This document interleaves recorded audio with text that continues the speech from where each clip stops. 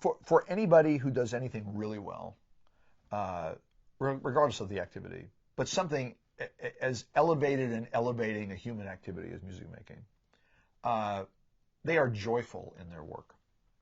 And I think many people who have the idea that they want to start to play an instrument have an anticipation of that being a joyful experience.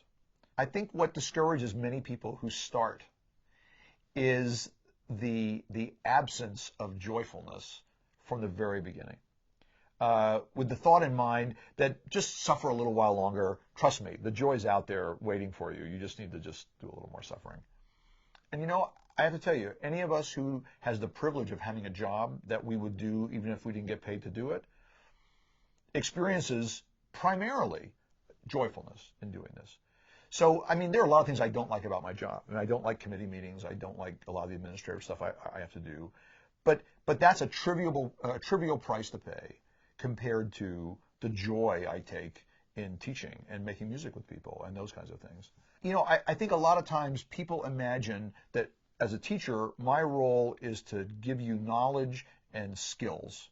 And the attitude part, you got to take care of that on your own. But I'm going to tell you, I mean, superb teachers shape attitudes as well. And people who are successful musicians aren't successful only because they have the skills and they have the intellectual thinking to make good music. They have an attitude of a productive, successful, expressive music maker as well. And those attitudes are shapeable by a teacher who's attentive to that aspect of learning to be a musician. So my, you know, sort of, whether this is a parting shot or not, but something to think about all the time, is that primarily music making should be joyful. There's certainly struggle involved. There's things about practicing that make your fingers hurt and sometimes are boring and tedious and those kinds of things. You just got to do the work to actually make the stuff happen.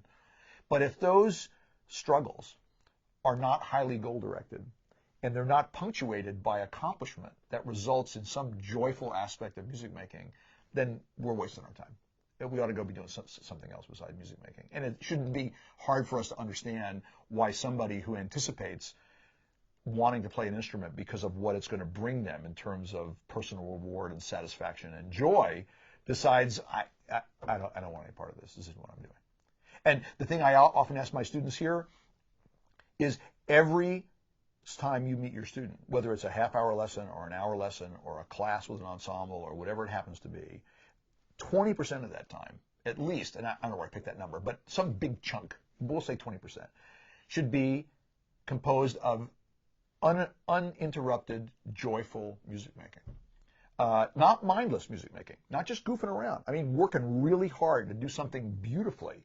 But if that experience doesn't happen every time you pick up an instrument, then it shouldn't be hard for any of us to understand why many people put the instrument down and then never pick it up again. Because that's why you pick it up, that's why I pick it up, because I can pretty much count on, no matter what's going on, I can pick up this instrument and I can make something lovely happen that is so satisfying to me that it motivates me to get through all the struggle that I have to do to develop the technique to do ultimately what I want to do as a player.